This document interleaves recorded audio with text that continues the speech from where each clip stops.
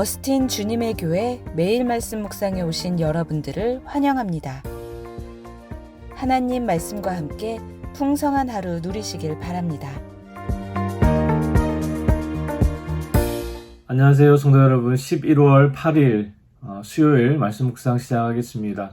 오늘 함께 나눌 말씀은 잠언 13장 13절부터 20절까지의 말씀입니다. 잠언 13장 13절부터 20절까지의 말씀 함께 읽겠습니다. 말씀을 멸시하는 자는 자기에게 패망을 이루고 계명을 두려워하는 자는 상을 받느니라. 지혜 있는 자의 교훈은 생명의 샘이니 사망의 그물에서 벗어나게 하느니라. 선한 지혜는 은혜를 베푸나 사악한 자의 길은 험하니라. 무릇 슬기로운 자는 지식으로 행하거니와 미련한 자는 자기의 미련한 것을 나타내느니라. 악한 사자는 재앙에 빠져도 충성된 사신은 양약이 되느니라. 훈계를 저버리는 자에게는 궁핍과 수욕이 이르거니와 경계를 받는 자는 존영을 받느니라. 소원을 성취하며 마음에 달아도 미련한 자는 악에서 떠나기를 싫어하느니라. 지혜로운 자와 동행하면 지혜를 얻고 미련한 자와 사귀면 해를 받느니라. 아멘. 사소한 차이가 큰 변화를 일으킨다는 것을 표현하고 싶을 때 우리는 보통 나비 효과라는 말을 자주 사용합니다. 이 표현은 1972년 워싱턴에서 열린 미국 과학진흥협회 모임에서 기상학자 에드워드 로렌츠 박사가 처음 사용했습니다.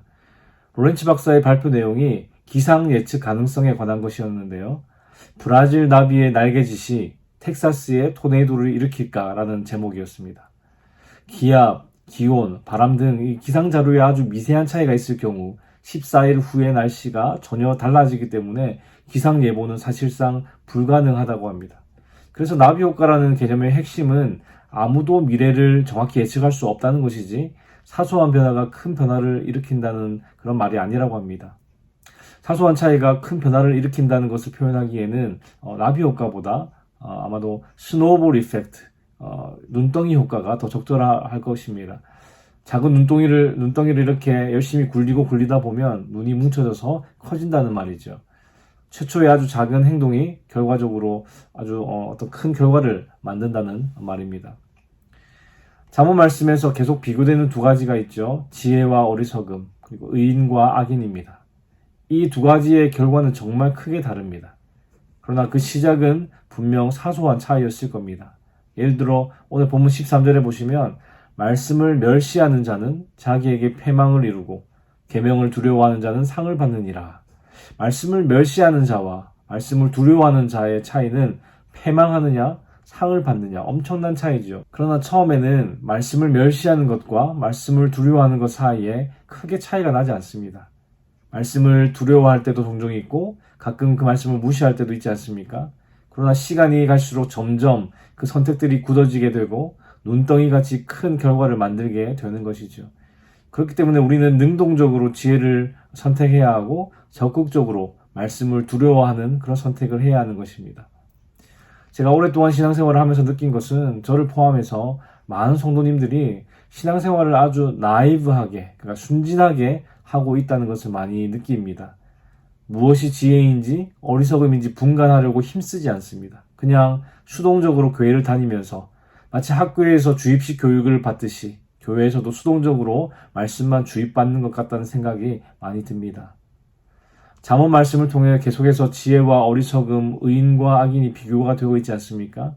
저는 이 잠언 말씀이 우리에게 올바른 선택을 하라고 아주 강력하게 촉구하고 있다고 생각합니다. 지혜냐, 어리석음이냐, 의인이냐, 악인이냐. 아주 간단한 선택이지만 의외로 우리는 어떤 것도 적극적으로 선택하려 하지 않는 것 같습니다. 여러분, 그냥 우리가 나쁜 짓 하지 않고 가만히 있는다고 해서 자동적으로 지혜롭게 되거나 잠언에서 말하는 의인이 되는 것이 아닙니다. 13절에 계명을 두려워하는 것, 16절에 지식으로 행하는 것, 18절에 경계 혹은 훈계를 받는 것, 19절에 악에서 떠나는 것, 20절에 지혜로운 자와 동행하는 것, 24절에 자식을 근실히 징계하는 것. 이 모든 것들은 우리가 능동적으로 그리고 적극적으로 추구하며 살아야 하는 것들입니다. 그냥 교회만 다니는 수동적인 신앙생활이 아니라 능동적으로 적극적으로 지혜를 선택해야 한다는 것이죠.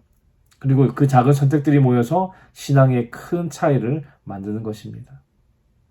하나님은 항상 말씀을 통해서 우리에게 악에서 떠나 선을 행하라고 말씀하십니다.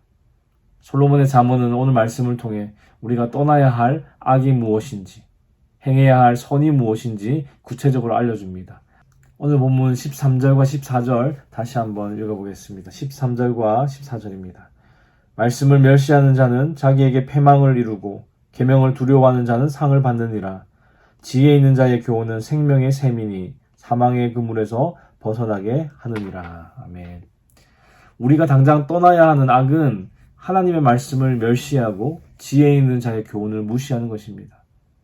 하나님은 우리를 창조하셨고 우리를 너무나도 잘 아시고 우리를 사랑하십니다.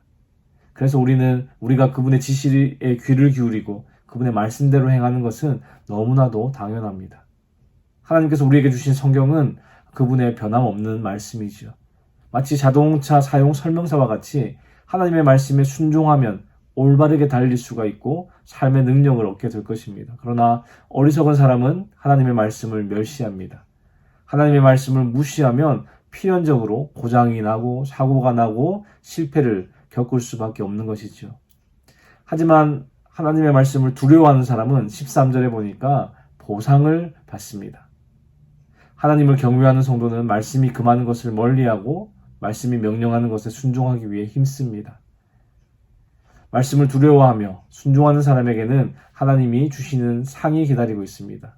하나님의 상을 기대하는 것이 건강한 신앙입니다. 세상에서 사람이 주는 상이 아닌 말씀을 지킴으로 받을 그 상을 소망하는 것이 참된 지혜인 것이죠. 우리가 당장 떠나야 하는 또 한 가지는 악행뿐만 아니라 악인에게서도 떠나야 합니다.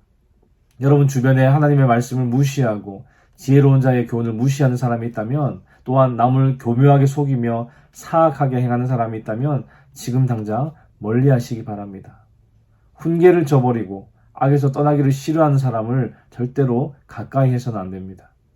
빛과 어둠이 공존할 수 없고 물과 기름이 섞일 수 없듯이 우리는 악인과 함께할 수 없습니다.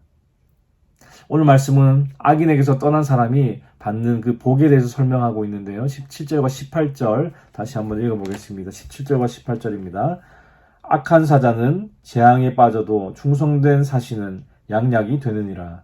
훈계를 저버리는 자에게는 궁핍과 수욕이 이르거니와 경계를 받는 자는 존영을 받느니라. 아멘. 고대의 사신 혹은 사자는 왕의 메시지를 전달하는 중요한 직책을 충성스러운 그 마음으로 감당해야 했습니다. 사신이 메시지를 왜곡하거나 게으름을 피워서 제 시간에 전하지 않아서 분쟁을 크게 만든다면 많은 사람들을 재앙에 빠뜨릴 것입니다. 그래서 사신의 충성은 공동체를 이롭게 하는 양약이 되는 것이죠. 그래서 우리는 겸손히 말씀의 훈계를 받아서 사람들에게 존경을 받고 사람들에게 평안을 가져다 주는 의인이 되어야 합니다. 우리가 악에서 떠났다면 이제는 선으로 떠나야 합니다. 단지 악에서 떠나는 것으로 안주해서는 안 되죠. 악에서 떠났다면 선을 향해 가야 합니다. 교만함과 사악함으로부터, 그리고 교만한 자와 사악한 자들로부터 돌아섰다면 이제 가야 할 방향은 지혜로운 자들과 함께 하는 것입니다. 오늘 본문 20절을 다시 한번 읽어보겠습니다. 지혜로운 자와 동행하면 지혜를 얻고 미련한 자와 사귀면 해를 받느니라. 잠언은 지혜로운 자를 사귀는 사람이 지혜를 얻고 미련한 사람과 짝하면 해를 입는다고 가르칩니다. 우리가 살아가면서 다양한 사람들을 만나고 친구를 사귈 기회를 얻습니다. 그 중에는 수십 년을 함께한 오랜 친구도 있고 만난 지 얼마 되지 않은 그런 친구들도 있습니다. 여러분들의 친구들 한번 생각해 보시기 바랍니다. 어떤 사람들을 친구로 두고 있습니까? 한국 사람들은 학연과 지연, 혈연이 강한 민족이죠. 같은 학교나 같은 고향 사람들과는 쉽게 친구가 되기도 합니다. 그렇다 하더라도 대부분의 사람들은 자기에게 호감을 가지고 있거나 혹은 친절하게 대해주는 사람, 혹은 공통 관심사가 있는 그런 사람들과 친구 관계를 맺습니다.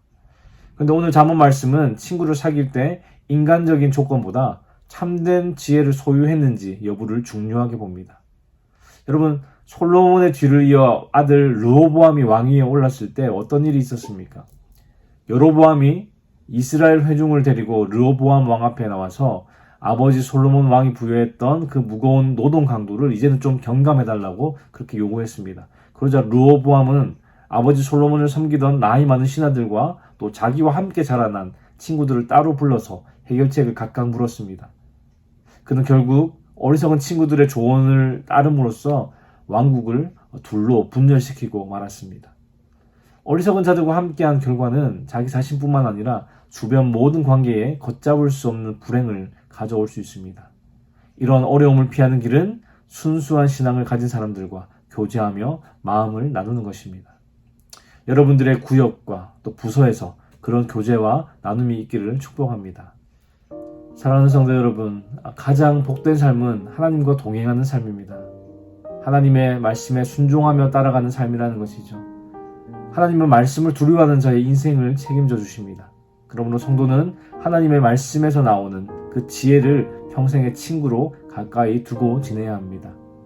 그리고 지혜롭고 순수한 신앙을 가진 사람들과 교제하며 마음을 나눌 때 하나님의 지혜가 우리 삶 가운데 충만해질 것이고 그 지혜로 인해 우리가 인생의 역경을 넉넉히 극복하며 나갈 수 있으리라 믿습니다. 오늘 하루도 여러분들의 삶 가운데 하나님의 말씀과 그 말씀의 지혜가 충만하시기를 우리 주님의 이름으로 축원합니다. 기도하겠습니다. 하나님 아버지, 오늘도 지혜의 말씀으로 우리를 교훈하시니 감사합니다. 주님, 우리가 아무 생각 없이 수동적으로 신앙생활할 때가 참 많은 것 같습니다. 그러나 잠언의 말씀은 능동적으로 또 적극적으로 지혜를 선택하라고 강하게 교훈합니다.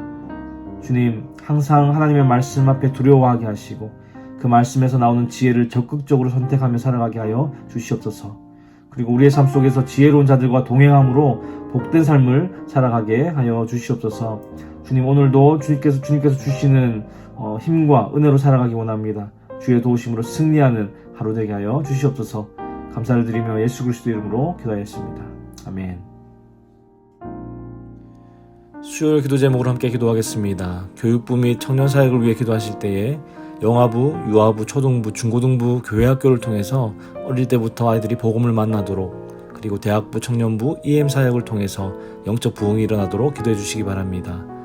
구역 예배를 위해 기도하실 때에는 구역장들이 예배를 성령 충만함으로 인도하도록, 구역장들이 섬김을 통해 각 개인이 은혜와 복을 받도록 기도해 주시기 바랍니다. 선교사님들을 위해 기도하실 때에는 네팔의 윤성철 선교사님, 터키의 하상욱 선교사님, 캄보디아의 빈태국 선교사님을 위해서 기도해 주시기 바랍니다.